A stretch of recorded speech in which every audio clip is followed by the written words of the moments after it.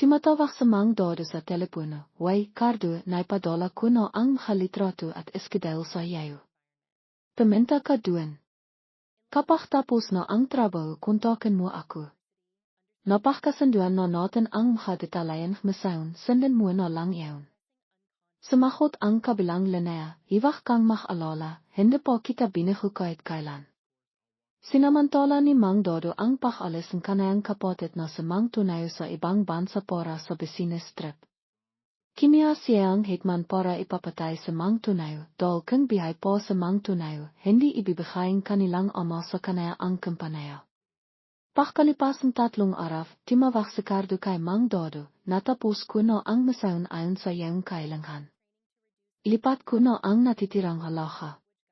Bilisan mo ang pagbalik dito. Alam ko ahad na inilipat ni Mang Dodo sa account ni Cardo ang halagang 200,000. Imipo siya at nakisip, iwag mo akong sisihin, dahil laki mo akong hinaranghan. Sina Mang Dodo at Mang Tunayo ay magkapatid.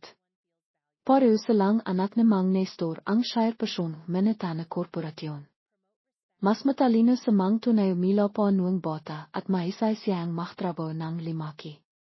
Kaya ipinakatiwala ni Mang Nestor sa kanaya ang kampanaya. Sa mila noon, mas lalong kinamihan ni Mang Dodo ang kanayang kapatid, kaya nahanap siyang paraan para ipapatay ito.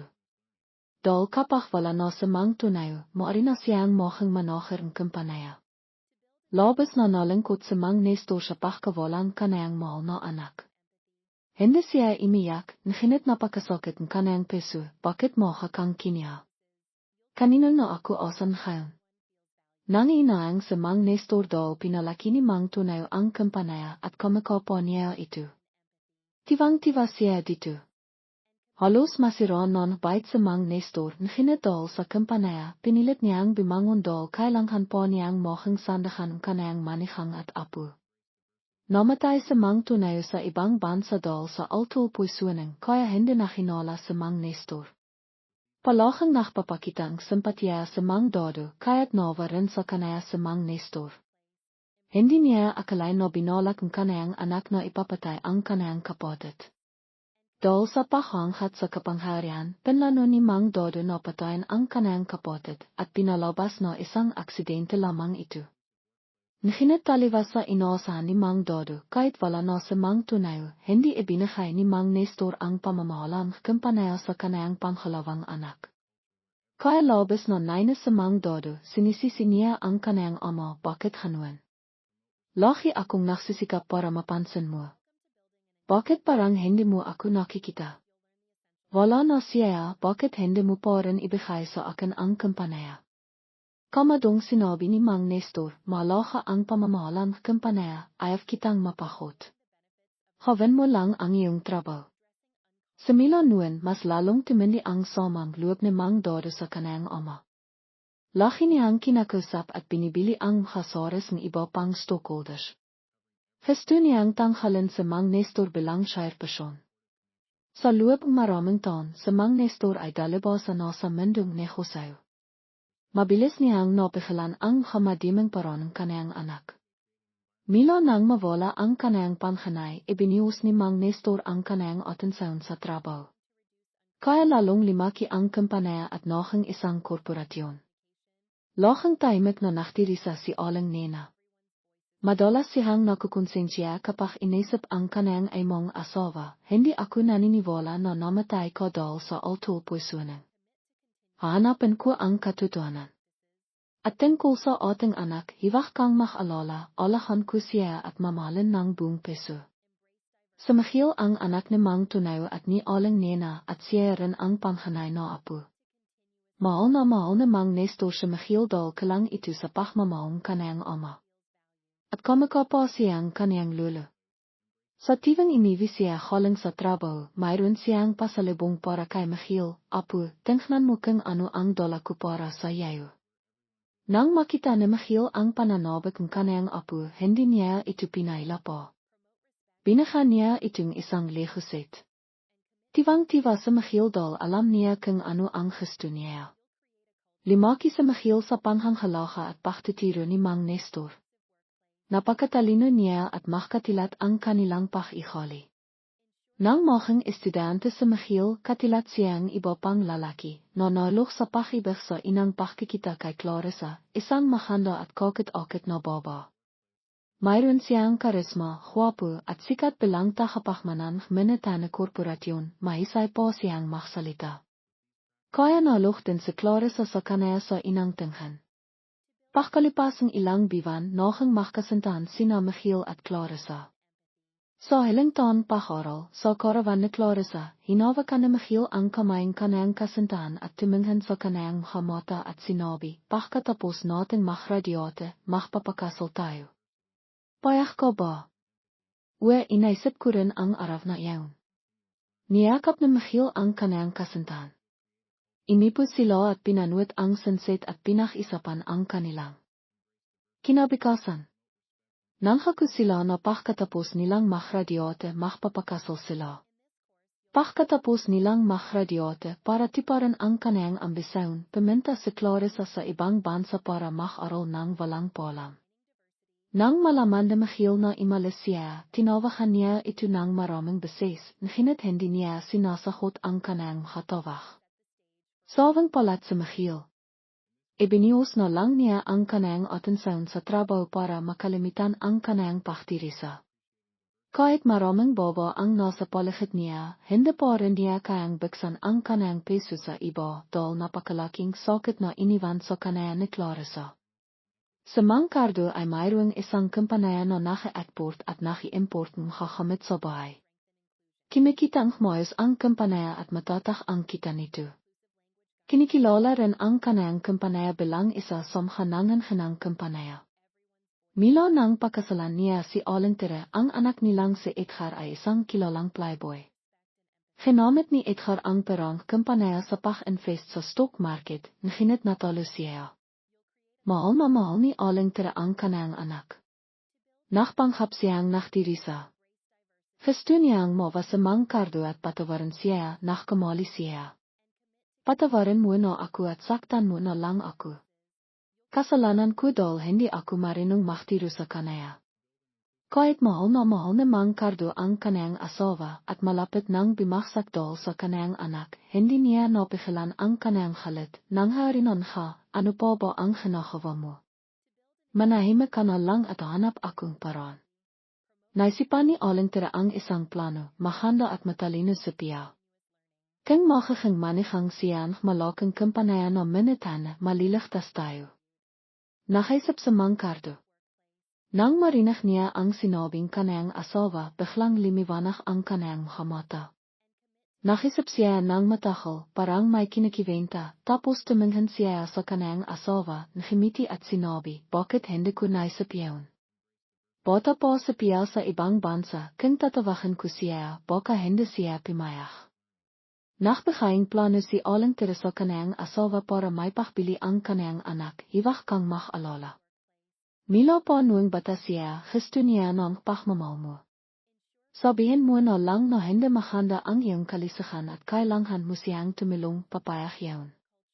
Hindi mahanda ang relasyon ni Mangkardo kay Aling Marta. Kaya mila nang dumating si Aling pinapenta niya sa piya sa ibang bansa para mag-aral. Ngayon itinitiring niya ang kanayang anak na isang kasangkapan lamang para tumulong sa pagbangon kanayang kumpanya. Pagkatapos nilang makisap ang kanayang asawa, tinawagan ni Mangkardo ang kanayang anak, Pia. Kamusta ka? Kimusta ang trabaho mo diyan? Okay lang ako, maayos ang lahat. Ikaw, kamusta ka? Naghihintay lamang sa Mangkardo na sabihin ito ang kanayang anak. Akhat niyang sinamantala ang pagkakataon, hindi ako masyadong mahanda ang pakiramdam kamakailan. Pinayan akong doktor na magpahinga. Hindi naman tumitigil ang trabaho sa kumpanya. Baka pivira mong ayusin ang trabaho mo diyan para makuwi ka sa Pilipinas para tulungan ako. Nakilat sa piya sa alok ng kanayang ama dahil hindi siya nito pinapansin kahit kailan. Nakisip siya kung paano siya sasagot. Mili namang imibus sa Mangkardo. Daal mahal nia ang kanayang ama, mabilis na sumagot sa piya, bagan mo akong oras, ayusin ko ang trabaho ko dito at babalik ako para tulungan ko. Nang marinig ni Mang Cardo ang sinabing kanayang anak, para bang nanalo siya sa loto. Para bang nogang matagumpay ang kanayang plano sa inang hakbang po lamang. Wala namang kamalay-malay sa piya. Pakalipasan isang biwan bumalik sa piya sa Pilipinas. Nakilat siya nang makita si Aling Tere na sumalubong sa kanaya, dahil tahimik lamang siyang imiwi at walang nakaalala sa kanaya.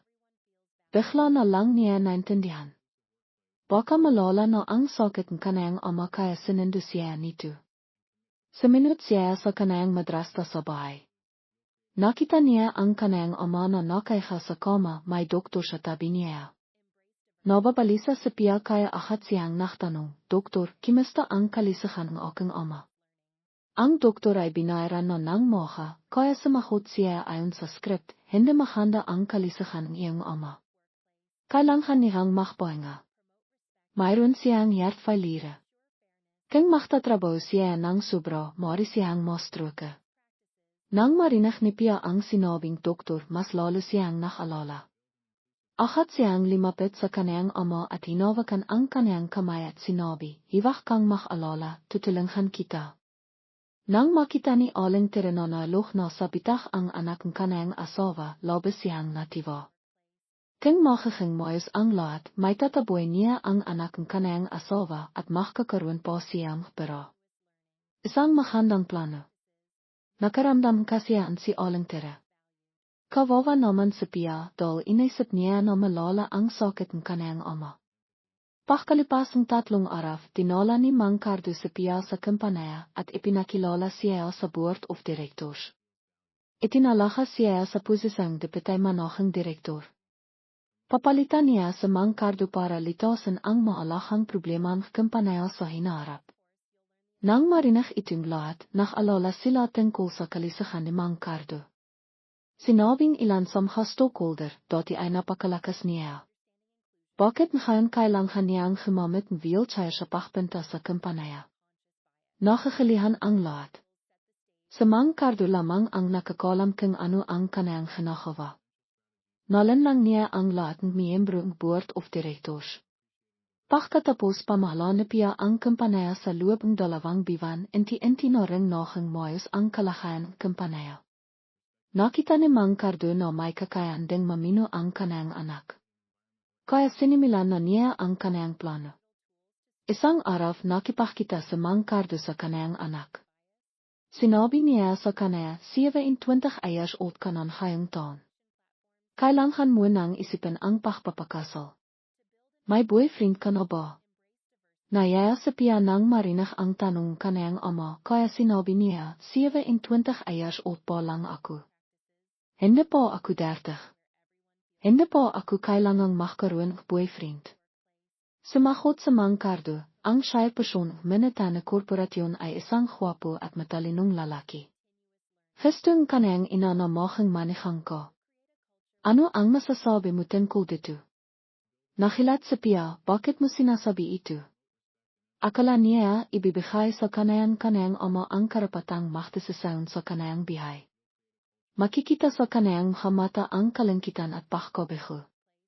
Bago pa siya makasagot, sinabi ni Mang Cardo, because may meeting ako sa kanilang pamilya.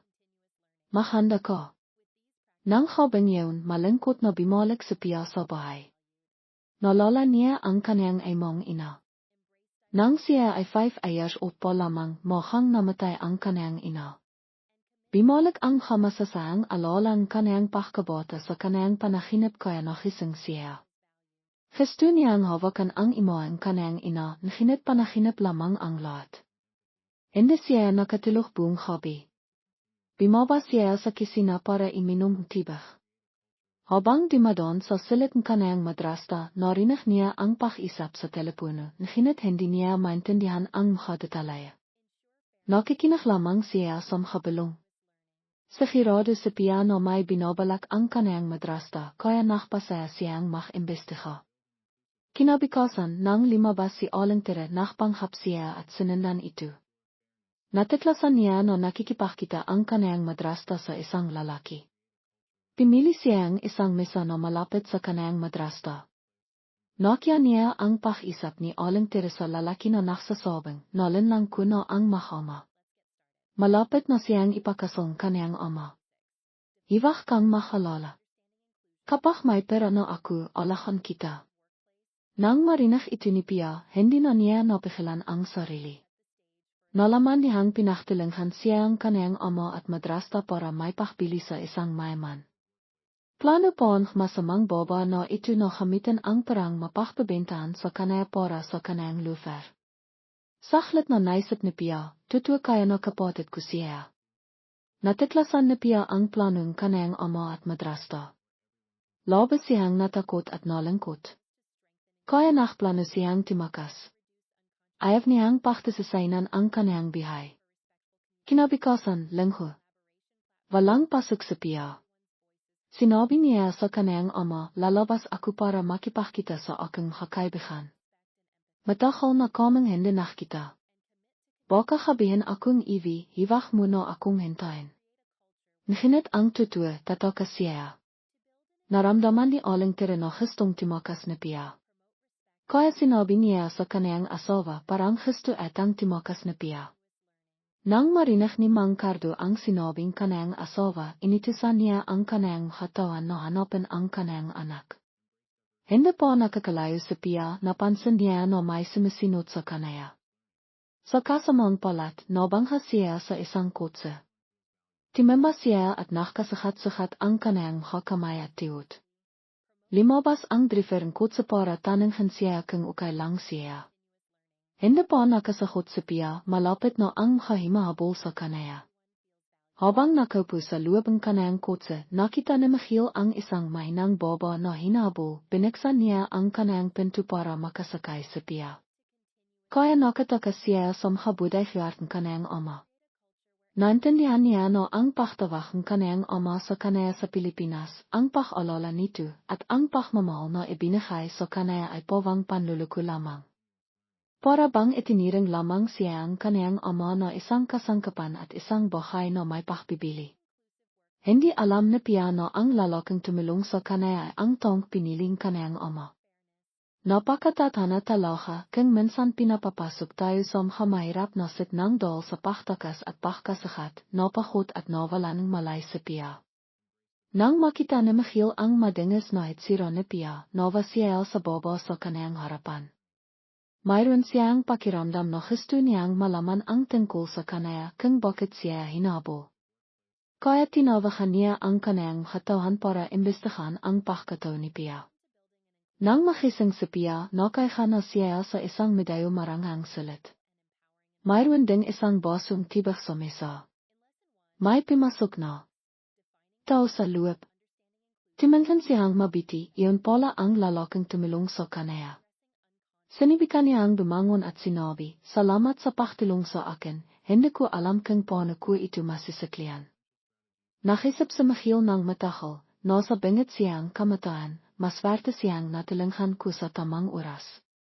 Ganigalo akong aking pamilya tungkol sa pagpapakasal, sobrang sakit ng ilo ko. Paano kaya kung pag-isapan namin ang tungkol sa isang mariage contract, gawin siyang asawa sa popol. Mahinaong sinabi ni Michiel, kung may nasabi man akong hindi mahanda, patawarin mo ako. Timango sa Pia, sabihin mo lang. Hindi na nakpalihoy-lihoy pa sa Michiel, pinipilit akong aking ina na magpakasal, hindi ko siya mahal. Maaari ka bang maging asawa ko sa popol? Kapag nakahanap na ako o ikaw ang taong mahal namin, mahiwalay tayo. Pinag-isipan ni Pia ang kanayang sitwasyon ngayon kung babalik siya, siguradong pipilitin siyang magpakasal, mas mabiti pang maging asawa siya sa popol para mailigtas ang kanayang sarili. Sa ngayon ito lang ang kaya niyang gawin. Sinabi ni Pia, payag ako. Nagtanong ilit sa Michiel kay Pia, hindi mo kailangang sumagot kaagad, maaari ka pang mag-isip. Direktang sinabi ni Pia, napag-isipan ko na. Iwag kang mag-alala, hindi ako kakan aking makasalita. Kung ganuin magpahinga ka na bikas pipinta tayo para magpakasal. at nang haarin ga, kinabikasan peminta sina Michiel at Pia para magpakasal.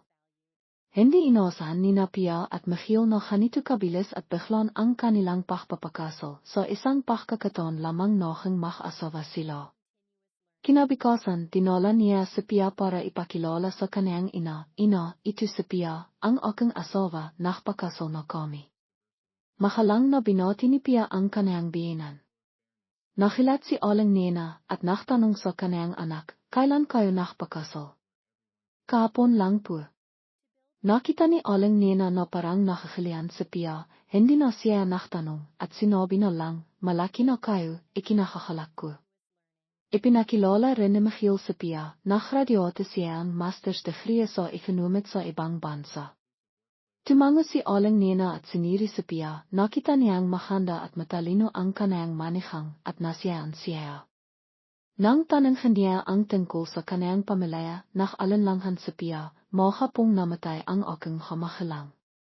Si Aling Nena ay isang mabait at malakang baba, ngayon na nagkaroon siya ng manihang na gusto niya, mas lalo siyang nawa sa kanya, kaya inalo niya si Pia, hiwag kang mag-alala, Milan ngayon magiging anak na kita. Itirang mo ang bahay na ito na iyong bahay. Tumingin siya sa kanyang anak at nagtanong, kailan kayo magpapakasal? Nakilat si Michiel at sinabi, marami po akong proyek na kailangang tapisin. Naghihintay lamang si Aling Nena na sabihin ito ang kanyang anak, binigay niya ang kanyang ideya, kung sobrang abala ka, ako na ang mahandang kasal. Hinawakan ni Aling Nena ang kamay ni Pia at sinabing, bikas paminta ka para mamili kasama ako, gusto kitang bigyan ng ilang regalo bilang alala. Ngayon ang inang pakikita ninayo, hindi ako nakapahandang kahit ano, hiwag kang malangkot. Hindi inaasahan ni Pia na magiging malapit at malalahanan ang kanyang ina, napakahandang pakikitungo ni Aling Nena kaya nalala niya ang kanyang imong ina, nagsimilang mamila ang kanyang mata dahil sa sobrang emosyon. Nang makita ito ni Aling Nena, inalo niya siya, baka hindi ka pa sanay, magsanay ka na lang, itiring mo ako na parang tinay mong ina, hiwag kang mahiya, ibabahagi natin ang kakasiyaan at kalangkitan at sobrang abala si Michiel. Hindi ko siya nakikita buong araw, minsan hindi ko pa siya nakakasama sa loob ng isang linggo, kapag noong anak kita, magkakaroon akong dagdag na anak. Nang dahil sa makasalitang pinung-pinung pagmamahal at pagiging totoo ni Aling Nena, naramdaman ni Pia na mayroon na siyang tinay na pamilya. Habang nagdadalamati si Pia, nakaramdam naman pagkakasala si Michiel sa kanyang ina, hindi niya dapat linlangan ang kanyang ina. Kinabikasan, dinala ni Aling Nena si Pia sa mamahaling lugar, binili niya siya ang mamahaling regalo. Matagal nang naniniraan si Pia sa ibang bansa, kalang siya sa pag-alahang kanyang pamilya, kaya pinaalahan niya si Aling Nena at inisip, sana siya na lang ang ina ko, sana mayakap ko siya. Naramdaman niya ang pagmamahal ng isang ina. Dahil sa pag-alahan ni Aling Nena, human ang kanyang pakiramdam, maswerte at masaya siyang noong manihang niya. Sa totoo lang, ang pag-aral ni Pia sa ibang bansa ay kakakawan kanyang madrasta, hindi dahil mahal siyang kanyang ama na si Mang Cardo at nag-alala sa kinabikasan niya. Natatakot si Aling Tere na mabawasan ang mamanayan anak niyang lalaki, kaya't sa family report ni Mang Cardo, wala ang pangalan ni Pia bilang anak. Nakasama ang pangalan niya sa family record ng kanyang ina. Kaya nang mapatapon ni Aling Tere si Pia sa ibang bansa, saka lang siya nakampante. Kaya naman mila pa noong bata pa si Pia, laki siyang nakakaramdam ng kawalan sa seguridad at pagmamahal. Kaya ngayon nang tratiyan siya ng espesyal ni Aling Nena, labis siyang nantig at nagpapasalamat. Parang may mainit na tibak na dimilig sa kanyang puso. Hindi pa niya nararamdaman ang ganitong kasiyahan. Nang malaman ni Mang Cardo na nakapag-asawang mayaman ang kanyang anak, maraming beses niya itong tinawagan para piliting tilinghan ang kanyang kumpanya na malapit ng bimagsak. Hindi pumayag si Pia, kaya nakpanta ang kanyang ama na sasaktan si Michiel. Dahil ayaw niyang mapamak ang kanyang benefactor, nakpanghap siyang pumayag. Nakakangit-ngit si Mang Cardo, ang haling-haling mo. Naglakasloob kang tumakas at magpakasal ng walang paalam. Ngayong may man no ang asawa mo hindi mo man lang tutulungan ang pamilya mo. Wala ka na bang makang iharap sa mahamahalang mo? Kung marinong kang imitang luwag pakisapan mo ang asawa mo na tulungan ako. Alam mo bang dahil sa paktakas mo napakalaking problema kun ngayon? Nakakaya na mayroon akong anak na hindi may pakasal. Ibinigay pa niya ang sarili sa iba. Wala man lang akong napala. Hindi makapaniwala sa piya sa mamasasakit na salitang kanayang ama. Sumagot siya ng marin, hindi na kita tutulungan. Isa yung pagkakamali. At bakit mo ako tinitingnan bilang isang pananda? Talihang nawalan ng pag-asa sa mangkardo sa sagot ng kanayang anak. Gusto niyang sumabok sa halit at simahap siya na parang hitom na tigre, hanayan ka na ba makipag-isap sa akin, anak? Wala kang mudo. Sino ang nakpalaki sa yayo at nakporol sa yayo? Obligasyon mahamahalang na alahan ang kanilang mga anak. Bakit mo ipinagmamalaki sa akin? Sahili, hindi na nakapagpahil sa piya, alam mo ba kung bakit malapit nang bimagsak ang kampanaya mo? Ayaw ni Mang Cardo na magdailan ang kanayang anak, kaya sinagawa niya ito ng masasakit na salita, ayaw kong marinig ang animang sasabihin mo. Mayroon ka lamang dalawang pagpipilian. Ina, dapat kang sumunod sa akin, uhakawan kitang katulong. Nakita na piya kung ano kasama ang kanayang ama. Paano niya nasasabi ang makakanitong salitang walang peso? Nagsisisi siya sa ilang dekada nilang relasyon bilang mag-ama. Kahit hindi ito maganda, mayroon pa rin siyang respeto sa kanaya. Hindi niya maintindihan kung bakit hindi siya mahal at inaalala ang kanayang sariling ama at kung bakit kaya nitong mohang malipit. Tinangman ni Mang Cardo ang kanayang anak na imiyak na hinit hindi siya nova. Nakpatiloy siya sa pagpabanta, kung hindi ka susunod sa akin, ipaparanas ko sa maumong asawa ang sakit. Naisip ni Pia si Michiel. Hindi niya hayang mapamak ito. Malaki ang itang na loob niya dito. Hindi niya hayang madamay ito dahil sa kanaya, kaya nakpanghap siyang pumayak sa kailangan kanayang ama, pakisap, hiwak mo siyang pahirapan. Bahan mo akong oras mag-isip akong paraan. Hindi alam ni Mang Cardo na ang asawang kanayang anak ay ang siya'y person ng minata na korporasyon ang lalaking pinipilit niyang ipakasal kay Pia noon. Nakpatiloy siyang makbanta kay Pia, kung hanan kang mabait na anak, mabiti. Kung hindi isang aksidente sa sasakyan o isang hindi inasahang pangyayari ang tatapos sa bihayang isang tao. Hindi inakala ni Mang Cardo na makakatilian sina Michiel at Pia. Para kay Pia, malaki ang itang na loob niya kay Michiel kaya ayaw niya itong paksamantalan. Tahimik siyang imalis at iniwanan itong isang sulat, nakita ko na ang tongmal ko. Tapos na ang ating mariage contract. Salamat sa pagliligtas at pagtulong sa akin sa nakalipas na panahon. Sana ay makita mo ang tongmal mo. Hangat ko ang iyong kaligayahan. Milo nang makilala ni Michiel sa Pia hanggang bago sila magpakasal, ipinaimbestigahan niya ang pagkataon nito. Alam niya ang tungkol sa relasyon ni Aling Teresa Labas at alam din niya ang tungkol sa pagkikita ni Pia at ni Mang Cardo noon. Hindi inaasahan ni Michiel na handang imalis sa Pia para hindi siya paksamantalan. Nang imalis ito sa mansyon, nakpadala siya ang makatong palihim na nakpabantay sa kanaya. Pumunta si Pia sa 5 bahayang kaniyang ina sa Bahayo City. Gusto niyang takasan ang lahat at pakalipas ng ilang araw babalik siya sa France para doon maniran. Kahit isa siya, malaya pa rin siya. Hindi rin naman kayang abitin ang kaniyang ama ang kaniyang bihay doon para diktahan at paktisasaynan ang kaniyang bihay. Ngayon kung pupunta siya sa ibang bansa, mahilig siya kahat nito. Ang bahay na ito ay alala na iniwan kanayang ina para sa kanayang nuwang siya ay 18 taong lang. Iniabot ito sa kanayang abogadong kanayang ina. Hindi rin alam ng kanayang ama ang tungkol dito, kaya dito siya nakakang ligtas. Nakantay sa Mang Cardo ng ilang araw na hinit hindi nakatanghap ng tawag milo kay Pia, kaya labas siyang nabalisa. Tinawagan niya ito ng hinit walang signal. Alam niyang hindi nakinig sa kanaya ang kanayang anak. Initisanya ang kanayang katawan no hanapin itu, nginit hindi nila itu mahanap. Tanging si Michiel lamang ang nakakalam kung nason itu. Alam niyang kailangan nitong mapakisa at ikinakalang din niya ang pakpili nito. Sa hili, wala rin siyang karapatan dito. Isa lamang siyang asawa sa popo. Nakapagtatoka, gusto niya po rin itong protektahan at alalahanin. Palihim kong pinababantayan sa mga tao ko sa piya. Alam ko na ang buong plano ni Mang Cardo. Alam ko rin na hindi lamang siya isang anak na hindi kinikilala ni Mang Cardo.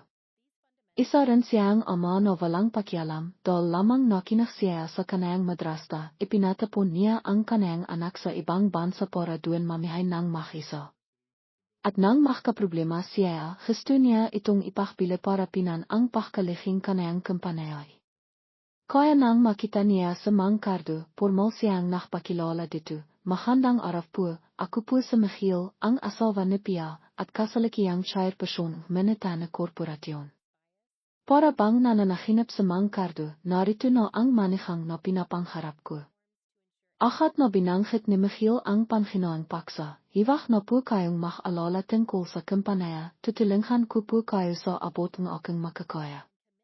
Isa na po tayong pamilya, kaya hiwak na po kayong maya. Nang marinig ito ni Mang Cardo, natiwa siya sa kanayang sarili. Hindi na siya nakpakapormal at akat na naksabi, marinong kang makisama.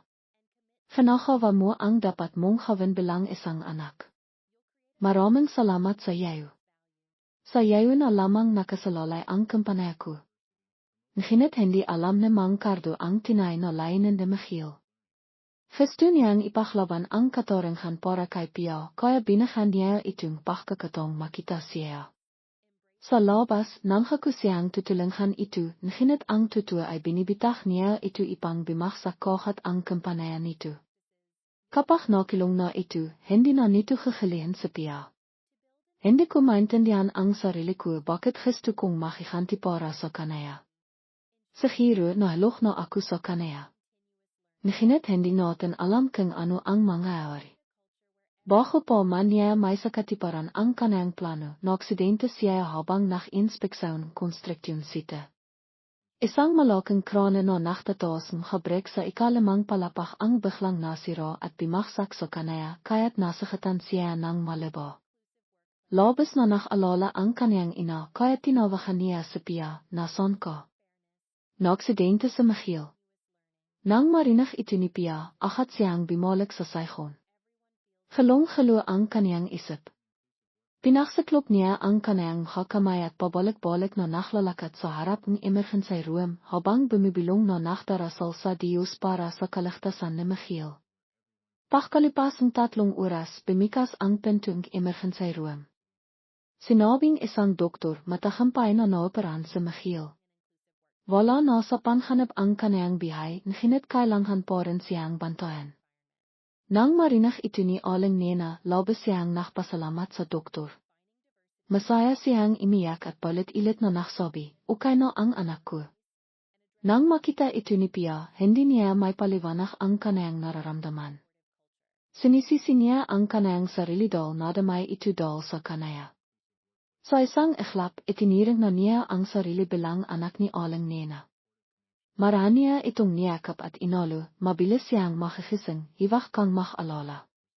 Alam kong maingat si Michiel at maihigpit ang seguridad ng kampanaya. Paano siya maaksidente? Maliban na lamang kang mayroong sinadang manakit sa kanaya. Nang marinig ito ni Aling Nena, tila natahan siya. Hindi ito ang oras para mahing mahina. Kailangan niyang mahing alerto para imbestigahan ang saning aksidente. Nakisip siya ng ilang sandali at sinabihan ang kanayang sekretary, paimbestigahan mo kung bakit na-aksidente ang aking anak. Upo, ma'am. Kahit matagal nang kilala ang pamilya ni Michiel, medyo komplikado ito. Mayroon siyang tiyan na nakanghalang mang dado na laking naktatangkang akawin ang nehosang ipinakatiwalang kanayang lolo sa kanaya. Mayroon ding anak sa mang dado na kadat ni Michiel na nakanghalang Piepa. Si Piepa rin ay isang talentadong bata, ngunit siya ay kompetitifa at sakim. Samantala, se Michiel ay isang hiwarang binata na alam ang kapakanan kumpanaya at mapagkakatiwalaan. Kaya naman naktiwala sa kanaya ang kanayang lolo at binigyan siya ang malaking responsibilidad. Mila nang hiranghan sa Michiel belang shire persoon minatan na korporasyon lalong limaki ang kumpanaya. Kaya labis na naktiwala sa kanaya ang kanayang lolo. Mas lalong napupuot sa kanaya sina Mang Dodo at Pepe. Nainis na sinabi ni Pepe sa kanayang ama, laki akong nagsisikap, bakit hindi pa rin niya ako pinapansin. Nawa sa Mang Dodo sa kanayang anak at kinakalitan niya rin ang kanayang ama sa pagpabor kay Michiel. Kaya naisip niya ang isang mahandang plano, paano kung wala na si Michiel. Nang marinig ni Pepe ang sinabing kanayang ama, agad siyang nagkaroon isang masamang plano. Kung mamamatay siya dahil sa isang aksidente, labis na masasaktan ang ating lolo. Timawa nang malakas ang dalawang mag-ama. Para bang sigurado na silang mamamatay si Michiel. Kaya naman nangyari ang aksidente ni Michiel. Kawawa. Naman si Pia dahil inisip niya na kakakawan ito ang kanayang ama at sinisisi niya ang kanayang sarili. Pagkalipasang dalawang araw, inilat ng sekretary kay Aling Nena, Ma'am, alam na po namin kung sino ang pimatay kay Sir. Sabihin mo sino ang may lakas ng loob na gawin ito. Ma'am, sina Mang Dodo at Pepe. Ayon sa investigasyon detektife sinisubaybayan pa rin po sila. Kailangan pa po ang mas mahabang panahon para mahilis sila. Labis na nakalit si Aling Nena nang marinig ito. Hindi niya akalain na kaya silang gawin itong kanayang hakamag-anak. Nagsisisi siya sa kanayang kapatid na walang kakayahan at hindi marinong maktiro sa kanayang anak. Sayang lamang ang haling-bilin kanayang asawa bago ito mamatay, pagkatapos kung mamatay, alahan mo ang pamilayang aking kapatid. Sa hili, isa lamang ang kapatid ko. Si Aling Nena ang may-aring malaking mansaon. Masasabing ang kapangyarihan niya ay panghalawa lamang sa kanayang biyenan. Hindi niya nakalimitan ang haling habilin kanayang asawa kaya sa loob ng maraming taon, laki niyang tinilanghan ang pamilayang kanayang kapatid. Nahinat nang subikan nilang saktan ang kanayang anak, sumubra na sila sa kanayang limitasyon. Hindi ko kayo mapapatawad. Sinabihan ni Aling Nena ang kanayang sekretary, ipagpatuloy ninayo ang pakimbestiga para makahanap ng ebidensya laban sa kanila para makapakihanti ako para sa aking anak. Habang naisip si Aling Nena, tumakbo si Pia para tawagan siya, nanay, gising na po si Michiel. Tiwang-tiwa si Aling Nena at tumakbo papasok. Mintit pa siyang madapadal sa sobrang tiwa. Nang makapasok siya sa silid, nakita niya ang kanayang mahal na anak na nakatingin sa kanaya. Hindi niya napigilan ang kanayang damdamin, kaya hinawakan niya ang kamay ni Michiel at nang hanginig ang kanayang buses, tinakot mo talaga ako. Tiningnan ni Michiel ang kanayang ina at sininayasan niya itong palabasin sa Pia para makapag-isip silang dalawa. Sinabi ni Aling Nena kay Pia, bimili kang lihaw at gatas para sa iyong asawa. Ako na ang bahala dito. Nang imalis si Pia, sinabi ni Michiel sa kanayang ina, ukay na akong ngayon. Walang dapat ipag-alala. Alam ko na kung sino ang nanakit sa akin. Makipagsabatan ko sa akin para mahalinatin ang lahat ng ebidensya laban sa kanila. Kung may magtanong tungkol sa aking kalagayan, sabihin mo na naging vegetable na ako. Kapag wala na akong panhanap sa kanila, hindi na sila magiging alerto. Masyadong mabait si Pia, ayaw kong madamay siya sa mga ito. Iwag mo na lang siyang sabihan. Natatakot akong matakot siya. Nakita ni Aling Nena na mahanda ang planong kanayang anak, kaya pimayag siyang makipagsabatan dito. Nang malaman nina Mang Dodo at Pepe na nabigo ang kanilang plano, labis silang nakalala. Nang hindi na nila nakita ang doktor at nurse, naintindihan na nila ang lahat. Nachtaka na lamang sila kung bakit walang ginagawa sina Aling Nena. Ayon sa impormasyong nakalap ni Mang Dodo, nalaman niya na naging vegetable si Michiel. Ito ang nagpakampante sa dalawang mag-ama. Kinabukasan, pumunta ang dalawang mag-ama sa ospital para bisitahin si Michiel. Gusto nilang kumpirmahin kung naging vegetable nga ba si Michiel. Tinanong de nila ang doktor na nag-alaga kay Michiel para makasiguro. Mabitin na lang at inina na sila ni aling nena kaya walang nakita sa kanilang panlilinlang. Nang makita nila sa Michiel na nakaiha lamang at walang halaf, tinay na silang nakampante. Pagkatapos nito, nagmadali ang dalawang mag-ama na pumunta kay Lulutin at sabihin, nogang vegetable na si Michiel. Mayroon ka na bang desisyon tungkol sa bagong manager? Nakilat si Lulutin nang marinig ito at tinanong ang kanyang anak, naalala ko noong isang araw sinabi sa aking manigang na wala ng panganib si Michiel. Bakit ngayon nogang vegetable na siya? Sumagot sa mang dodo, siguro ayaw ka lang niyang makalala. Si Lulutin ay isang negosyante, kaya hindi na siya nagtanong dahil apirado ang tungkol sa kumpanya. Pagkatapos mag-isip ng ilang sandali, nagdesisyon siya, pansamantalang pamamala ni Piepa ang kumpanya. Pagkasing ni Michiel, saka na natin pag-isipan. Para bang nabinitan ang tinik sina mang dodo at Piepa. Ang inasam-asam nila ay nangyari na. Hindi nila alam na inti-inti na silang nahulog sa bitag nina aling nena. Pagkalipas ng isang linggo, dinala si Michiel pabalik sa mansaon. Lagang nasa tabi niya si Pia. Mila nang malaman na Pia na nogang vegetable si Michiel, labis siyang nalangkot. Nawa siya sa kanya, kawawa ka naman, bata ka po at talentado pero nogang hanan ko. Nginitiwag kang mag-alala, alahan kita habang bihay para masiklian ko ang iyong pagliligtas sa akin. Araw-araw biyong pusong inalahan ni Pia si Michiel. Pinag-aralan din niya ang pagmamasoa at panghalaga sa isang vegetable, gusto niya itong tilinghan samhabagay na hindi niya kayang gawin ng mag-isa. Madalas niya itong kausapin, ikinikwento niya ang nangyayari sa mansaon, ang ginagawa niya araw-araw at ang kanyang iniisip tungkol sa kanya. Labis na nantig si Michiel sa pag-alaga ni Pia. Hindi niya akalain na babalik pa ito sa kanya pagkatapos nitong imalis at hindi rin niya akalain na kahit isa lamang itong asawa sa popol, kaya niya itong alahan sa hirap at ginawa. Kaya lalo siyang nahulog sa kanya. Ngunit natatakot din si Michiel paano kung malaman nito na nagpapanggap lamang siyang may sakit. Paano kung iwanan na naman siya nito? Nogang trauma na ito sa kanya, kaya palagi siyang nagtatalo sa kanyang sarili kung sasabihin niya ba rito ang totoo o hindi. Sa hili, para sa kaligtasan nito, nanatili siyang tahimik.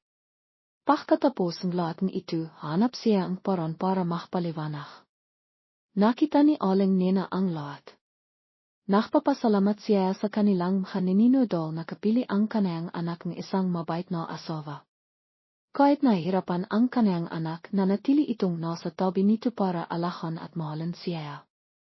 Kaya lalo niyang minahal si Pia.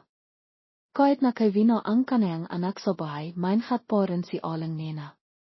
Lagang mayroong dalawang bodyguard sa labas ng silid ni Michiel para sa kaligtasan nila ni Pia. Tungkol sa kanyang sekretarya, araw-araw itong bumibisita kay Nardo habang inihanda ni Pia ang pagkain at inimin para kay Nardo, sinasamantala rin niya ang pagkakataong mag-ilat ng progreso sa trabaho sa kumpanya. Nalaman ko na may kinalaman ang ama at anak ng patungbihay sa aksidenteng presidente, ngunit kailangan ko pa ang oras para makakalap ng ebidensya. Mahaling. Anong inasal nila ngayon? Saan ngayon labis silang nagbibinay? Inimbestigahan ko rin ang pananalaping kumpanya at pinahinalan kung may malaking halagang pera na nawawala. Ipagpatuloy mo lang ang iyong imbestigasyon at ipaalam mo sa akin kapag mayroon ka ng resulta. Simula ng pamilya ni Ipa ang kumpanya bilang kapalit ni Nardo, kahit na may ilang sumisuporta sa kanya, karamihan sa kanila ay hindi talaga siya ikinakalang. Ngunit sa kasalukuyang sitwasyon, wala silang magawa kundi tanggapin ito. 3 buwan pa lang ng pamilya ni Ipa ang kumpanya, bumaba na ng higit sa kalahati ang kita, labis na ikinahalit at ikinabawalan ng mga shareholders. Hiniling nila na magbigay ng isang pagpipilong mga shareholders at hanggang si Ipang paliwanag, gusto naming himinging isang kasiyasiyang paliwanag mula sa presidente bakit bumabagsak ng ganito ang kitang kumpanya. Itu ang inang pagkakataon no paminya ni ipa ang isang malaking kumpanya, kaya sinibikan niya ang magdailan, himihingi akong pamanen somha soroldes. Kulang ako sa kakayahan at wala akong karanasan, nginit ipinapanha ko kuno somha sa sinot na fiyarter, tatawasan ko ang kita ang kumpanya ipang mabawi ang pagkalegi sa fiyarter na ito. Nang marinig ito mga soroldes, hindi na nila siya pinahirapan po. Sa kabilang banda, natiklasan ni Nardo na hindi naman talaga nalilihi ang kumpanya, ngunit inilipat ni ipa ang mahigit 10 milyong piso mula sa kita sa inang huarter. Kaya naman nakpasaya si Nardo na wakasan na ang pakikitingo sa amang batong bihay. Isang araw, habang iminom sa Santiago sa kanang sala, nakita niya sa piano itinitilak si Nardo. Nakapo ito sa isang wheelchair. Labas siyang nakilat, kaya timayo siya at limapit sa kanayang mahal na apo at naktanong, gising ka na ba? Opo, lolo, dahil sa masising panghangalakan niya kaya ako nagising. Tiwang-tiwa sa Santiago. Tumingin siya sa kanayang mabait na apo at sinabi, swerte ka at napanghasawa mo siya. Pagkatapos ay sinabi niya, labas mo akong pinag-alala. Si ipa ang namamala sa kumpanayan ngayon at sabi-sabi ay bumaba ng husto ang kita sa inang huarter at labas na hindi nasisiyaan ang karamihan sa mga soroldes. Akala ko hindi ka na makigising po at labas akong nak-alala kaya hindi ako makatilog o makakain. Kung patuloy siyang pamamala sa kumpanya, ang kabiyahan ko sa buong bihay ko ay masisira sa kanayang mga kamay. Nang marinig ito, sinanayasan ni Nardo ang kanayang sekretarya na sibinigno na ibigay kay Lolo ang isang sekong mga dokumento tungkol sa katibayan paglastay ni ipa sa pondong kumpanya. Nang makita ito ni Santiago, labas siyang nakalit. Akat niyang ipinatawag sa kanayang katawan ang amang ipa at sinabihan silang imiwikohat sa mansaon. Nang dumating si Ipe, ibinato ni Santiago ang sekong dokumento sa makon kanayang walang kwentang apo at sinabi, hindi mo kailangang makpaliwanag po. Gising na si Nardo, kaya ibigay mo na sa kanaya ang pamamala sa kumpanya. Hindi pa rin maintindihan amang batong bihay kung ano ang nangyayari nang dumating ang hapilis sa pintuan at naktanong, sino si Nardo Ipe. Pinahinalan ka namin paglastayang pondong kumpanya kaya si mama ka sa amin para sa investigasyon. Hindi pa natatakalan ng makaupo sa mataas na posisyon, ngayon ay naharap na siya sa isang mahabang panahon sa bilanghan. Hindi matanghap ni ipa ang sitwasyon. Nakalala sa batong bihay para sa kaniyang anak kaya nakisap siya sa kaniyang ama. Ama, baka niyo pa sana si iping isa pang pagkakataon. Ngunit si Santiago ay abala sa pag-alala kay Nardo at hindi pinapansin ang sinabi ni batong bihay na lalong nakpakulit sa kanaya kay Nardo. Ipinangako niya sa kanayang sarili na pagpabayaran ni Nardo ang lahat ng nakawa niyan ngayon. Sa investigasyon pilisaya, napatinayan na inabiso talaga ni ipa ang kanayang kapangyarihan at sinadayang makpakasosa kaya sinintensiyaan siya ang 20 taon. Para ipaktiwang ang pagbabalik ng kanayang anak mula sa bingit ng kamatayan, nakpikasihing santos ng isang malaking pahing para ipaktiwang ang pagbabalik ng kanayang anak. At isa rin itong pagkakataon para ianin sa'yo ang pagbabalik ni Nardo sa kumpanya. Ang kahangahangang pahaling at pagbabalik ni Nardo ay ikinakilat ng lahat. Tila hindi sila makapaniwala na totoo ito. Para makit pa ang atensyon media at publiko, ipinakilala rin ng santos ang kanayang manihang sa lahat, at ipinalam din niya na ang kasong kanayang anak ay makahanap sa sisinot na biwan. Kasabay nito si Elsa, ang kasintahan ni Nardo mula sa ibang bansa, ay bumalik at gustong ipagpatuloy ang kanilang nautlot na pag-ibig. Pinintahan niya si Nardo at nagsabi, bigyan mo pa sana akong isang pagkakataon, hiwag ka nang mahalit sa akin. Sa nakalipas ng taon, hindi kita kinalimitan. Imalis ako noon dahil sa aking karera. Mahal mo ako, hindi mo ba nainawan ang aking pangarap? Wala nang saysay ang animang sasabihin mo ngayon. Halos 5 taon tayong hindi nakisap at may iba na akong mahal, sana maintindihan mo. Mabihay ka sa sarili mong bihay dahil sa simula pa lang, hindi naman ako ang iyong pinili. Hindi naktahampay si Elsa sa kaniyang panghanghalit at nakalit siya, sino ba siya? Hanoon ba siya kagaling para mahalin mo siya nang ganito. Isa lang naman siyang ordinaryong tao. Siguro nakamalik ang akala. Hindi po ako pumipiling kasintahan batay sa kanyang hisay. Para sa akin, ang malaga sa pag-ibig ay ang pagiging tapat. Lalong na walang katiwiran si Elsa. Hindi niya matanggap ang pagkatalo, ako ang nana. Hindi ko hayang akawin siyang iba sa akin. Mapait niyang tiningnan si Nardo at sinabi, makikita mo rin ang aking katapatan. Para iwasan ang halit at hindi makatwirang tingin ni Elsa, mas lalong nanawa ni Nardo ang kanyang tinay na pagkatao. Kahit na nakmila siya sa isang mayamang pamilya, mahanda at matalino, maulang ni Elsa ang kanyang sarili. Ang dahilan kung bakit nakipahiwalay siya kay Nardo 5 taon na ang nakalipas para mag-aral sa ibang bansa ay dahil ayaw niyang makmakang hindi siya ganong kagaling sa paningin ni Nardo. Dahil dito, lalong limayo ang pag-ibig sa pagitan nilang dalawa. Ngayon kapag natipat na ang kanyang kapangharap, gusto niyang bumalik para hanapin si Nardo, ngunit may iba na pala siyang mahal. Ang formal na kasal ni Nardo at Pia sa simila ay para lamang takpan ang kanilang pamilya, lalo na ang kanyang ina. Ngunit sa loob ng mahigit isang biwan kanilang pagsasama, natiklasan ni Nardo na si Pia ay napakabait at napakabiti. Ang pinakamalaga ay pinahalahan niya ang itang na loob. Dahil sa pagtanawang itang na loob, nanatili siya sa kanyang tabi sa panahon kanyang paghirap. Inalahan niya siya ng buong puso tulad ng isang miyembrong pamilya. Libo siyang naniniwala kay Nardo kaya nantig siya. Mila noong kailan siya imibig sa isang babaeng napakalinaw at napakabiti. Kailangan niyang panghalakan sa Pia kung hindi ay pagsisisihan niya ito habang bihay. Kaya nang bumalik si Elsa at gustong ipagpatuloy ang kanilang pag-ibig, tinanggihan niya ito kahit nang hindi na naisip dahil alam niya na mayroon na siyang mahal. Kaya nang ipinangako, hindi binahunihing santos ang paghihintaying lahat. Ang kasal ni Nardo at Pia ay nahanap kaya nang inasahan. Ang buong malawak na bulwakan ay napinuong kapalakpak. Nagtatakang tumingin si Pia kay Nardo at nagtanong, sino siya? Hindi pa siya nakasagot ng ipakilalang baba ang kanyang sarili, ako si Elsa. Ako ang inang pag-ibig ni Nardo. Pagkatapos ay tumingin siya kay Nardo at sinabi, ngayon ka pala ikakasal, bakit hindi mo ako inimbita? Ayaw mo ba akong batiin ka?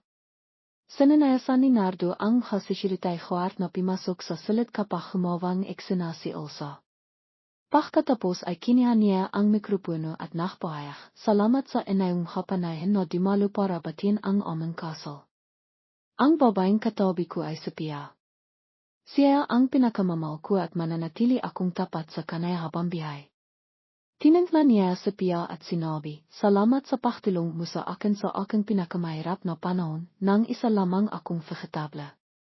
Inalahan mo ako ng buong puso. Ipinapanghako ko na hindi kita bibigyan habang bihay. Handa akong magbigay kaligayahan sa iyo habang bihay. Nakakiya si Nardo ang malakas na palakpakan mula sa lahat. Maraming simakaw, mahalikan. Mahalikan. Nahalikan sina Nardo at Pia ng may kaligayahan. Tila walang nakapansin sa pahiral ni Elsa maliban kay patong bihay. Nakakilong ang kanyang anak at ang taong gumawa nito sa kanyang anak ay mapayapang Masaya. Kaya halit na halit sa patong bihay. Sa pamamagitan ng kanyang karanasan sa mundo, napansin niya na labis na maong baba si Nardo kaya ipinaimbestigahan niya ito. Limabas na siyan ang inang pag-ibig ng kanyang apo at namhako silang mahmamalan. 5 taon na ang nakalipas, hiniwalayan ni Elsa si Nardo dahil sa kanyang ambisyon na mag-aral sa ibang bansa kaya napitol ang kanilang pag-ibig. Nakita ito ni patong bihay at nagkaroon siya ang ideya, ipinakilong mo ang aking anak. Paano ka magiging mapayapa at masaya? Nagpasaya sa patong bihay na gamitin si Elsa bilang isang piyesa para makikanti para sa kanaya. Nang habang yun, nakatanghap si Elsang isang tawag mula sa isang hindi kilalang numero. Halo, ako si patong bihay, ako ang tiya ni Nardo. Paano mo ako nakilala? mas marami akong alam tungkol sa iyo kaysa sa inakala mo. Maaari ba tayong makita at makisap? Sige, ipadala mo sa akin ang address. Kahit na hindi alam ni Elsa ang intensyon ng patungbihay, gusto pa rin niya siyang makita. Sino ang nakakalam baka makanap siyang isang pagkakataon para mabawi ang novelang pag-ibig. Kinabukasan, nakita sila sa isang maranghang restaurant. Sinalubong sila ng patungbihay ng may pahalang. Pagkarating, dimiretso si Elsa sa pinto, hindi ako mahilig sa paligoy-ligoy. Ano ang gusto mong sabihin? Sumagot si patungbihay, magdahan-dahan ka lang sa pagkain. Makisap tayo habang kumakain tayo. Pagdating makapagkain, hindi na nakpakambaba si patungbihay. Tanong niya, maamu pa ba ang aking apo? Dahil sa biglang tanong ni patungbihay, mintik nang mabilaukan si Elsa. Iminom siyang tibig at sinabi, interesado ka ba sa aking personal na bihay o mayroon kang ibang motibo? Sakitin mo mina ang tanong ko. Mahal na mahal ko pa rin siya. Ayaw kong mawala siya. Kung gusto mo, tutulungan kita. Ano ang kondisyon mo? Wala akong animang kondisyon. Kung makasama tayong pupunta sa isang bangka, hiwag kang magtahong animang bahay sa akin. Ipinakilong mo ang nakisang anak ko. Dapat ko ba siyang tikman ng sakit ng pahiwalay sa kanayang pamilya? Kung magtagumpay ang plano, sa tingin ko ikaw ang makikinabang ng husto. Ano ang gagawin mo? Mahal na mahal ni Nardo si Pia. Ano ang mangyayari kung mawala siya?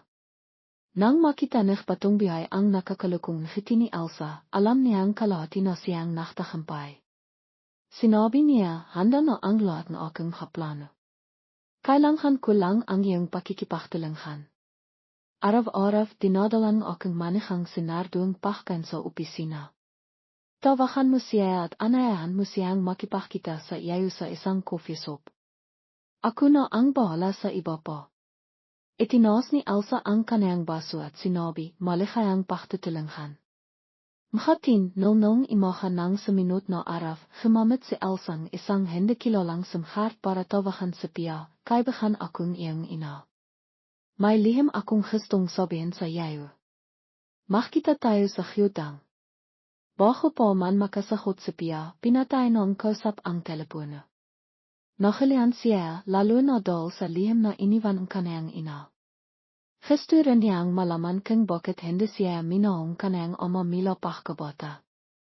Dahil dito, kiniha niya ang lunchbox na inihanda niya para kay Nardo at paminta sa lugar ng pagtatakbo. Pagkarating, nalaman niyang niluluko siya.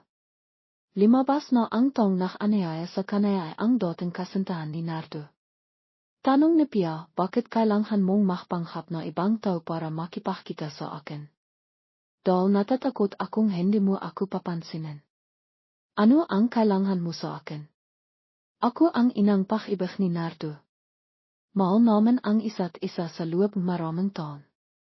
Sa tingin ko pansamantala lang ang nararamdaman niya para sa iyo.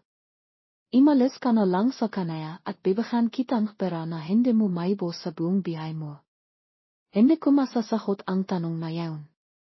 Makasawa na kami ni Nardo. Wala ring makakawa ang pakalis ko para sa iyo. Hindi ka pala marinong iminawa. Sa tingin ko hindi na natin kailangang makisap pa. Palam. Pagkatapos niyang sabihin iyon, tinawagan ni Elsa ang isang tao.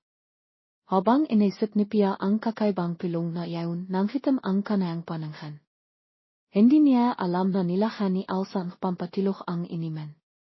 Dimatang ang hatong inipahan ng patungbihay at tinilinghan ni Elsa si Pia na sumakay sa kotse. Ngunit hindi alam ni Elsa na isa rin siyang biktima sa pananghan ng patungbihay. Natanghap nun mga inipahang tao ang itus ng patungbihay, pagkatapos nilang makawa ang gusto nila, patayin niyo silang lahat. Gusto kong maranasan ng aking apo ang sakit ng pahiwalay sa kanayang pamilya. Kaya pagkasakay ni Elsa sa kotse, nawalan din siya ang malay. Dinala sila sa isang abandonadong yankshop. Sa kumpanya ni Nardo, naghintay siya kay Pia ngunit hindi siya dumating. Tinawagan niya si Pia ngunit hindi ito sumasagot. Nakita lang niya sa hps na nasa yengsup siya. Alam niyang may nangyari kay Pia, kaya ipinadala niya kahat ang kanyang katawan at nagreport sa pilisaya. Habang sinisibikan ang kidnapper na molestayan siya, nakising si Pia. Mabiti na lang at kanti lang ang nainom niyang tibak, kaya mabilis siyang nakising. Nakatali ang kanyang kamay, kaya nakanwari siyang inalis ang talang. Limapat ang isang nakamaskara sa kanya at hinihimasimas siya at hinihipan siyang isukong sikarelayo sa kanyang maka. Sinibikan niyang pakilan ang kanyang pakadasgistu at patiloy na tanghalan ang kanyang talang. Katatapos pa lang ibarin bastos ang kanyang damit nang makataka siya, kaya dimiretso siya at sinuntok siya ng napakalakas. Sinabing bastos na may halimaw ng hamata, interesante ka pala, mahanda ka nun ka, marinong ka parang mahkarate. Mag-eersya sa'yo mina tayo bago tayo makipag-isap. Sinihot na Pia ang panga at masalang bahaging lalaki kaya bimaksak siya sa sohar. Dalawang lalaki ang sabay-sabay na sumihot sa kanya mila sa kaliwa at kanan habang sinisibikan lider hang na molestayan si Elsa. Kahit na alam na Pia na sinadaya siyang pensalay ni Elsa, hindi niya ayaw na sirain si Elsa. Kaya sinipa niya nang napakalakas ang lalaminan ng lider hang kaya nataranta ito. Itiniyun lider hang ang kanayang atensayon sa kanaya. Habang nasa mahirap na posisyon si Pia, dumating si Nardo. Mabilis na napabaksak ang kanayang katawan ang haters at tinali sila. Limapit si Nardo kay Pia at sinabing, "Okay ka lang ba? Labas akong nakalala sa iyo. Okay lang ako. Bakit ka kasama ni Elsa? Siya ang nakanyaya sa akin." Sinabi niya na may kailangan siyang sabihin at pagkatapos ay nawalan akong malay. Tinilanghan ako ni Elsa na sumakay sa kotse nila. Nang makising ako, narito na ako kasama ang tatlong ters at siya. Nang makising si Elsa, nalito siya at hindi niya maintindihan kung bakit siya nakatali. Pagkatapos tanghalan ang kanyang talang, limapit si Elsa kay Nardo at sinabi, "Salamat sa pagliligtas mo sa akin." Malamang na sinabi ni Nardo, "Nakakataon lang iyon. Hindi ko alam na narito ka rin." Tinignan lider hang si Elsa at sinabing, "Mabiti na lang at iniligtas kong baba. Kung hindi, mapapasokan ka na." Nakaramdam matinding kahiyan at pahamak si Elsa at timahal siya sa loob ng mahabang panahon. Limabas na si Pia pala ang nakligtas sa kanaya, hindi si Nardo. Sinadaya niyang saktan si Pia, ngunit bakit niya siya iniligtas. Hindi maintindihan ni Elsa kung bakit ginamit ni Pia ang kabaitan laban sa kanaya. Habang papunta sila sa himpilan pilisaya, lalo siyang nakisip, ang bastos na sich patungbihay. Limabas na ginagamit niya ako para pimatay at pagkatapos ay papatayin niya rin ako. Kung walang awa ko, hiwag mo akong sisihin. Matapos ang mahabang panahon pag-isip, sa wakas ay nakpasaya si Elsa. Sinabi niya ang katotohanan tungkol sa kidnapping sa pilisaya. Sich patungbihay ang nakplano na pensalain si Pia kasama ang recording. Sa oras na ito, payapa sich patungbihay na iminom afternoon tiya kasama ang kanayang kakaibigan. Sigurado siyang naktagumpay ang plano. Iminom siyang tso at nakakalak, ngunit hindi niya inasahan nang dumating ang hapilis at sinabi, "Ikaw ba sich patungbihay? May kinalaman ka sa isang kasong kidnapping. Pumunta ka sa amin para tumulong sa investigasyon." Tinignan ng patungbihay ang kakaibigan niyang nakaupo sa paligid niya at patiloy na itinanggi, "Nakakamali kayo, hindi ako yaon, wala akong ginawa." Hanggang sa dumating siya sa harap ng tatlong kidnapper at si Elsa, hindi na nakanwari sich patungbihay. Inamin na niya ang kanang kasalanan. Matapos malaman ang resultang investigasyon mula sa pilisaya, labas na nasaktan si Nardo. Hindi niya inasahan na ang kanayang tiyan ay isang walang pusong tao at ang tong minahal niya noon ay napakasama. Lalo niyang nakita na tama ang paklayo niya kay Elsa kaya lalo niyang minahal si Pia. Malinaw na makakataka siya para sa sarili niyang kaligtasan, ngunit matapang niyang iniligtas si Elsa. Kanayan ang bihay, ang kamakawang masama ay may kaparisahan. Nakipaksa watan se Elsa kaig patong bihai para mabawi ang kanang kasintahan, nginit sa kasamang palat, ginamit siya nig patong bihai belang isang kasangkapan para makiganti kay Nardo. Si Elsa, dal sa selos, ay gumawan maling gewijn, nginit 90 siyang pagpaparaya na piya. Nang matanggap na niya ang kanang sentensya sa belanghan, sa wakas ay natauhan si Elsa. Imiling siya na makita sa piya at tinipat din ni piya ang kanang kailangan. Nang dumating sa piya, tinanong siya ni Elsa, hindi mo sana ako iniligtas. Ayokong malala ka sa hinarap bilang isang panghinaan. Sa sitwasyon yaon kung sino man yaon hahawan ko rin yaon. Hindi mo na kailangang makisip ng sobra. Sa wakas ay nanawa ni Elsa na napakasimple pa lang kanang pakisip. Nakakalangkot lang na patuloy siyang nahabong malalayong bahay. Ken nanatili. Lang sana siya kay Nardo ng tapat masaya no sana siyan hayon. Ang mataas na antas at kapangyarihan ay hindi nakdadala ng tinay na kaligayahan sa mga tao. Ang tinay na kaligayahan ay ang pinakasimpleng bahay. Matapos ang mahabang panahon, ang kumpanya ng Santos ay talahang bimaksak. Nang malaman kanayang asawa, sikhing Garcia na malapit nang mawalan pero ang kanayang asawa, palihim niyang inayos ang kanayang kakamit at nahandang imalis. Nang tanungin siya ng Santos, sinabi ni Garcia, akala ko makakabihay ako ng komportable kasama ka, ngunit lumalabas na ordinaryo ka rin tulad ng ibang tao. Napakatanga ko. Pipinta ako kung saan ako pipinta at iwan mo sa akin ang anak natin. Timawa sa Garcia at tinangnan sa patong bihay, sino ang anak mo? Sa loob ng maraming taon, inalahan mo ang anak ng iba at ang iyong anak ay pinabayaan mo. Sisintikan sana ng Santos sa Garcia nang pakilan isang matibay na kamay ang kanayang kamay, hiwak mong kawaniyon. Hindi mo dapat saktan ang isang baba. Tumingin si Santos at nakilat na ang kanayang matahol ng kaibigan ang nakikipagsabatan sa kanayang asawa. Tiningnan ni Domingo si Santos at sinabi sa isang nakakalipistang tono, salamat kaibigan sa pag-alaga sa aking asawa at anak. Namila si Santos sa halit at sinabi sa isang halit na tono, biyong peso kitang minal, bakit mo ako niluluko ng ganito? Isa kang babaeng walang iya. Sinabi ni Garcia sa isang masakit na tono, ngayon alam mo na. Isa akong babaeng walang iya. Bimaksak si Santos sa lipa. Gusto sanang timawag ng ambulansya sa Garcia, ngunit hinila siya ng Domingo. Mabiti na lang at napansin ko at kasambahay at tinawagan niya ang ambulansya sa Santos kaya nailigtas ang kanayang bihay. Nang malaman na piano na ospital ang kanayang ama, tumakbo siya. Mabiti na lang at ukay lang si Santos. Nang makita ni Nardo na nakalala ang kanayang asawa, dinala niya siya sa ospital at sinabi sa kanayang sekretarya na ayusin ang lahat para huminawa sa piya. Kahit na alam niya na masama ang pakikitungang kanayang biyenan sa kanayang asawa, tumulong pa rin siya nang makaroon itong problema. Binili niya ang kumpanya ng Santos at pinamahala niya rito bilang pakikiramay para sa kanaya. Pagkatapos makalabas sa ospital, hiniwalayan niya sa Garcia. Nang matapos ang nabihong kaso, hindi na nagsisisi si Santos.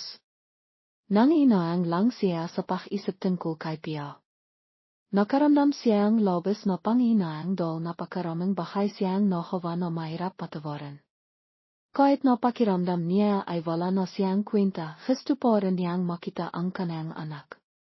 Nagkaroon siyang lakas ng loob para sabihin kay Pia.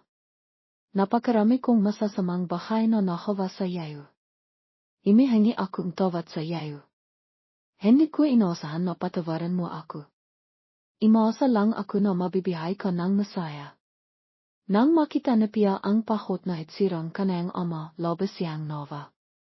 Sa hili, biktima rin siyang kapalaran. Kawa-awa siya kaysa sa dapat sisihin. Hinawakan niya ang kamay ng kanayang ama at sinabi sa isang mapahmal na tono, hindi ko na nalala yaon. Magpakasaya ka at mabihay, ama. Iwag mong isipin ang nakalipas na malungkot na bahay. Sinabi ni Santos sa isang nakakayang tono, wala na akong maka para tanggapin ang iyong kapatawaran. Pagkatapos ay umiyak siya sa sakit.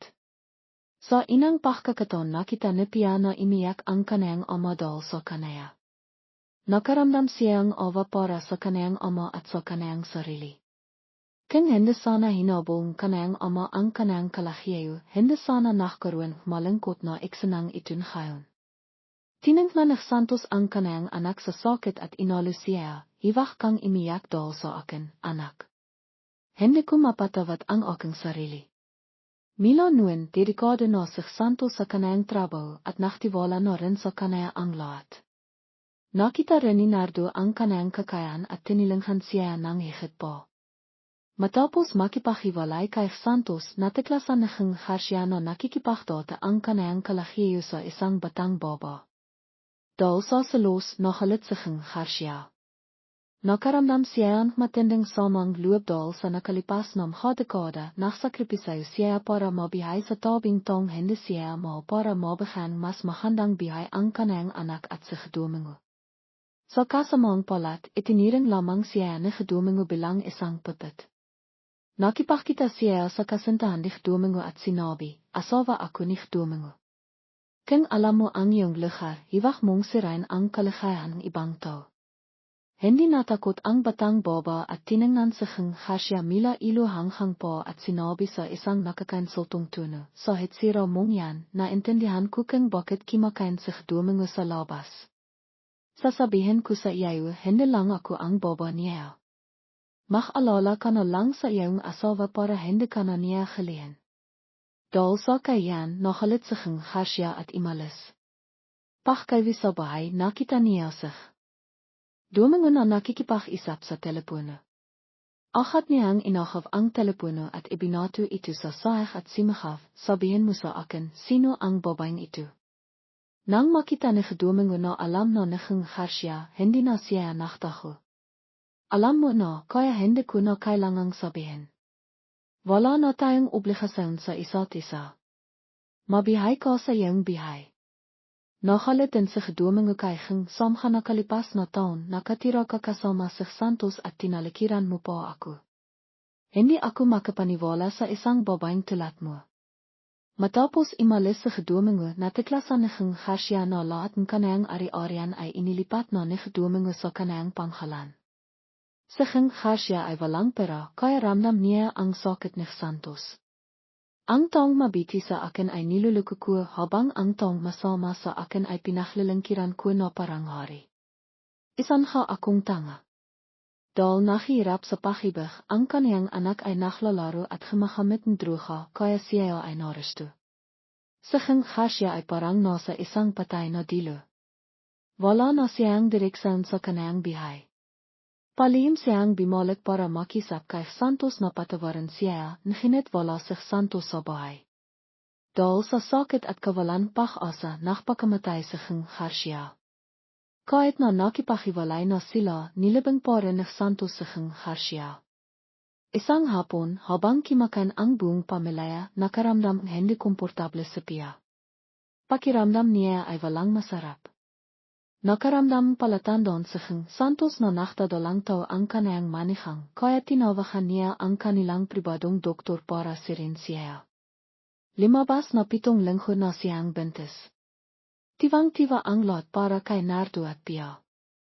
Lalo namang binati ni Santiago ang kaniyang manihang na baba sa pamamagitan ng isang malaking regalo. Binigyan niya ng buhay ang kaniyang apo sa tiyan kaniyang apo sa distrikterye. Sa ngalan kaniyang anak, pinasalamatan ni Pia si Santiago, maraming salamat po. Pagkalipas ng mahigit 8 buwan, ipinanghanak ni Pia ang isang kaibig-ibig na lalaki. Dahil dito, mas lalo siyang minahal ni Nardo.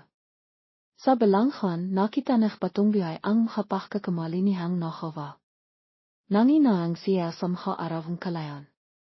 Sinisisi niya ang kaniyang sarili sa paghabol sa estado at nakalimitan ang makasagrado at makakandang damdamin. Ngayon ay hilina para sisihin ang kaniyang sarili. Isang magandang araw, sinabi ni Santiago sa kaniyang malapit na katilong, mahanda ka. Ngayon gusto kong lumabas. Matapos ang maraming arawang pakisip, sa wakas ay nakpasaya siyang bisitahin ang kaniyang anak. Nagilat sig patong bihay nang ilat no may bimibisita.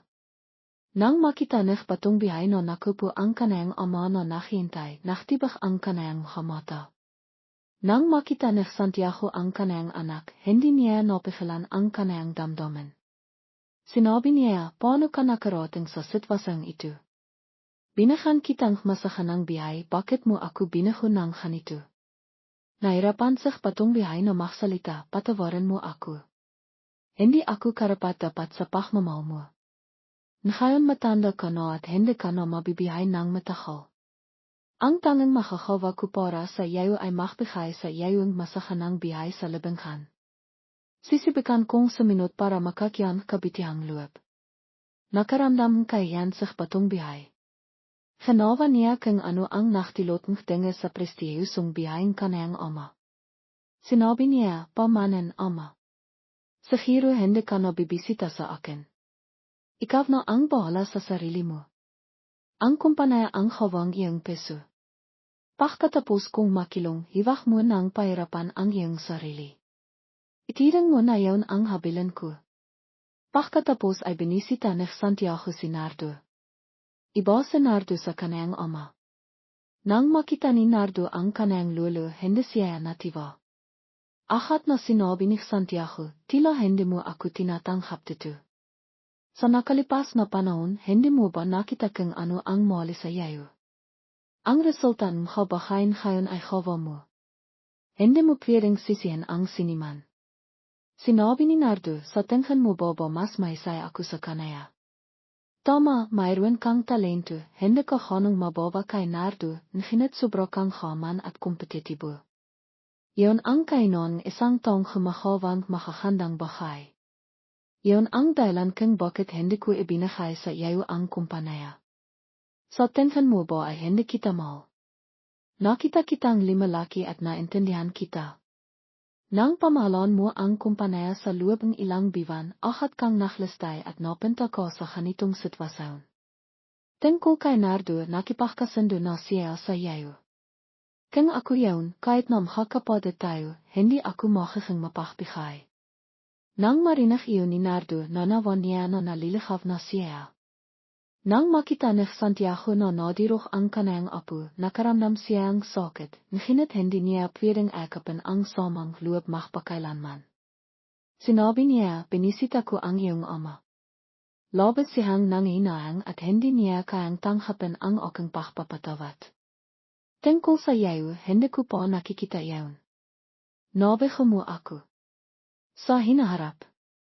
Hindi na ako pipinta rito. Ang kumpanaya ang hawang peso ko. Sana ay hindi mo ito sirain. Iniilang ko yan sa iyo.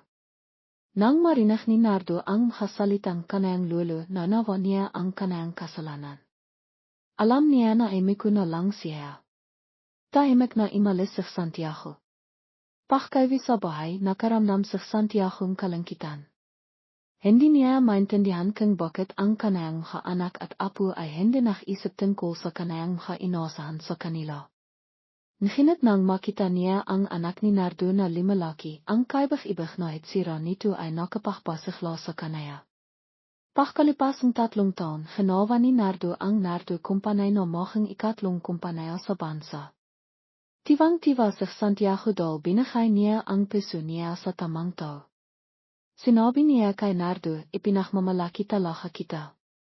Tiningnan siya ni Nardo at sumagot, ayaw kong bigyan ang iyong inaasahan. Salamat sa iyong pagtitiro sa akin. Malaki ang itang na loob ko sa iyo sa pagiging akong ngayon. Simula pagkabata, wala ang aking ama sa tabi ko. Ikaw ang aking lolo at ama. Marami akong malakang bahay na natitinan sa iyo.